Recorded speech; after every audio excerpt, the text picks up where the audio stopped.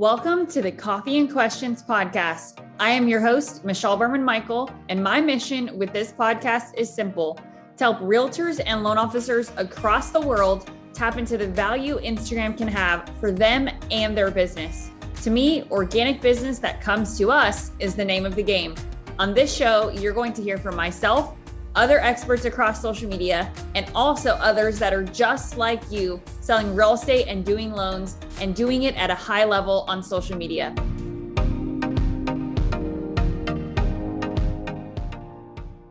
Well, I mean, in my 22 years, I've seen a lot of different markets. I came in 2000 in a normal-ish market, and then it rode up, and then we hit the Great Recession in 07, and the phones literally stopped ringing, as in we were all checking them saying, oh my gosh, is it broken? Nothing's happening.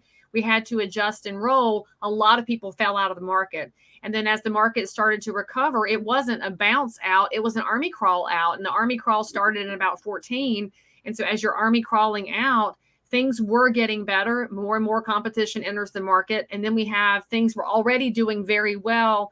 The insane government lockdowns hit, and suddenly people stopped and panicked for about a minute and said, market's dead. And then suddenly they said, oh, no, I'm at home. I can't do this anymore. And then and the real estate market went wild. So you had this whole at the beginning of 2020. And we now have more realtors than we've ever had in the history of real estate at 1.6 million. So you have more competition than ever, while housing has become arguably more important than ever. You have the pent up demand. And so there is a lot of panic amongst professionals in the market. But what you have to know is that no matter what's happening in the market, houses are bought and sold. My business was growing every single year during the recession. That was the best time in my real estate business. I got to number one in the Charlotte market, because when other people stop working, when other people panic, when other people give up, you have an opportunity. You can dial in and really take market share back while they're panicking. It's kind of like December. Every year, December's like this. Christmas starts to roll around. Hanukkah starts to roll around. People know it's going to get a little quieter. So what do a lot of realtors do? They stop working. They're like, well, it's going to be quiet, so I'm going to wait. So while you're not working, some of us are working. And when we're doing our work every day, we're just continuing to grow market share. So you have to stop looking at the market as what determines your level of discipline and your level of activity. It's you that has to determine your level of discipline and activity. And now I say all this as somebody who's heavily involved in the politics and policy of real estate. I totally have concerns and worry about the future of real estate and the future of property rights, but I can simultaneously worry and work. And you have to figure out how to balance that. It's being a grown-up, frankly. That's what we're talking about here, is being a grown-up. Yeah. And you said in worrying versus work, right? Like we can worry about balance of both, right? So you can worry, but you can't stop working. By the same token, you can't just work and not pay attention. So you should look, any rational human being has a little bit of unrest right now as to what's happening in the world. Unrest as to what's happening with our elites running our government. Unrest as to what's happening with regulation and with policies and with public perception of real estate. I mean, what's happening in our profession is game changing, but you can't stop working while you're paying attention. You can influence both. It's a choice you have to make, right? And people are always like, well, how are you able to do all this? Don't you sleep? No, actually, I don't sleep very well. It's not good for my health that I don't sleep, but I do pay attention and I read all these things and I don't put blinders on. I mean, how many people do we know right now, Michelle, that have said, I don't watch the news anymore. I don't listen to the news. I can't handle it. I get it. But hiding from it doesn't make it go away. I prefer to be the one who dials in and says, you know what? I ain't letting y'all run these things. I'm going to be a part of the decisions. And that's part of how you work through a challenging market. I mean, it's a challenging market. It's going to get more challenging. And I say, bring it, because as it gets more challenging, a lot of people will say, you know what? I thought it looked good on HGTV, but this is some hard shit. And so they will go away. And I will be so glad when they go away. That's fine. There will be always houses bought and sold, even if it becomes a more stratified market. I'm just going to be in the game. Yeah. And I think to tie this in, because this is popping into my brain, right? The Bible tells us not to worry, right? The Bible tells us that we are supposed to let we're supposed to let worry go. We're supposed to like put it on God because God can get up that mountain, or Jesus can get up that mountain with it on his back and lighten our load, right? And I think that, my business is a very similar example to, I'm not a real estate agent, right? I don't actively sell real estate. I serve real estate agents and loan officers and have for almost 8 years. But what I can tell you is that my 2 best years ever were 2019 and 2020, or I'm sorry, 2020 and 2021.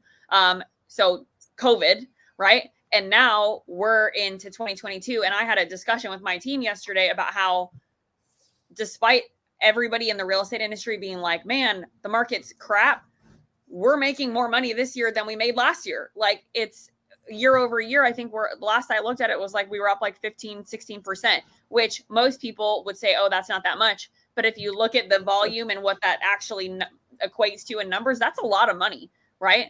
So what I want to have a conversation about is, you said there's a balance between worrying and working. And what I can say is, in this market, right? Yeah, there's worry. I had conversations with my girls and I said, it might get slow because real estate agents might not spend money on our type of product. But what can we do? How can we pivot?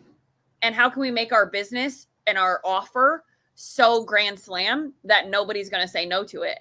And I think that that's an opportunity for you guys, right? As real estate agents, how can you position yourself? How can you have conversations about hard shit on social media so that people actually want to call you and say, Leigh, everybody else is making me really worried. Am I supposed to be worried right now? Like, is it still okay to buy a house? Well, it's channeling your worry, right? So when you and your team have those hard conversations, it's not throw your hands up. It's okay. So here's what we're seeing. Here's what we're feeling. Here's how we pivot. And it's the same thing in real estate. As we see these things happening, how do we pivot? One of the biggest conversations realtors have to be having right now is, what does it mean to belong to an MLS? Because for all these decades, we've just taken it for granted that we have this amazing free marketplace that allows us to let every one of our buyers see everything in the market and every one of our sellers be visible to the whole market. We have failed to capitalize on that story. So now we've got the DOJ yelling at realtors and trying to take over a lot of what's going on. And so as a realtor, when you see those things happening, you could just sit back and throw your hands up, or you can say, all right, I need to take what's happening and bring the message home. And the same thing happens as markets slow down with interest rates. We are finally seeing, after this initial little push, we didn't have a lot of impact on the market with the first rises in interest rates, but now it's high enough that people are realizing, whoa, this changes my budget. So when that happens, are you going to sit back and say, oh, interest rates are high, nobody can afford anything? Or are you going to say, all right, so here's the strategy. When interest rates rise, then you do this. It's if this, then that, which is also very biblical. You look at everything that God told the people of Israel. If you will call my name, I will help you. It's always if this, then that. It's the same thing in real estate. So you got to pay attention to what's happening out there. Don't hide from it. Don't be a fear monger, right? Because you have to be a balance of truth telling and positivity, because people can't handle it if you are all woe is me, which honestly, look how many realtors have made that mistake in the last couple of years, Michelle, where they're like, oh, there's no inventory. There's nothing to sell. We lost in multiple offers. Oh, it's all. Well, if you tell people it's awful, guess what? It's going to be awful. But instead, you got to say, I have strategies. I love helping my clients figure it out. And we don't win every time, but we win sometimes. And I'll take those wins. Learn how to take your wins. Yeah, absolutely. And I think that the interest rate conversation is a really good one. And I want to not miss this point, because this ties into social media content, right? I'm an Instagram guru. Everybody knows that. I know that Instagram's your favorite platform, but creating content is about creating conversation, right? And it's about having conversations about things that matter to the person, not to us, right? But matter to the person that we're trying to serve. So let's talk about interest rates for a second, right? Oh, they're so much higher. The affordability of buying a home, like your mortgage payment's going to be $2,400 instead of $2,000, just with a different interest rate on the same purchase price. But as a loan officer, right, or as a real estate agent, don't you have an opportunity to showcase how smart you are and how good you are at your job by saying, okay, I know what your budget is, and I know you don't want to go over $2,000 a month. So here are my 3 goals, or here are the 3 things that we can do to get you the same type of house that you want, or the same type of house that your family needs within your budget despite the fact that the interest rates are 2 points higher, right? Or we become experts in complementary subjects. And so if somebody can't get the house they want, the house they've dreamed of, do you have a good Pinterest board that shows them how to stage something for space? Do you showcase how to cut out that place under the stairs and make it into a little bit of storage that they need for their family's purposes? You've got to be thinking about how people could adapt. We have spent so much time in the last, 20 years. Everything has to get bigger. Well, the house I grew up in and everybody else grew up in North Carolina was 3-bedroom, 1.5 bath, 1,188 square feet. And that was fine for a family with 5 kids because the boys had 1 bedroom and the girls had the other one and mom and daddy had their room. And we were fine. Instead, we're now in the era of everybody's got to have an ensuite bath and a walk-in closet. Maybe we need to scale back what we think is a need and go back to how do we manage our family here and get creative? So realtors are known for being great marketers and being great at communication. Start thinking about creativity when it comes to maybe they could make something else work. If you enjoyed this episode, please go follow my guests on social media. And if you enjoyed this podcast, please consider leaving us a review wherever you consume this content.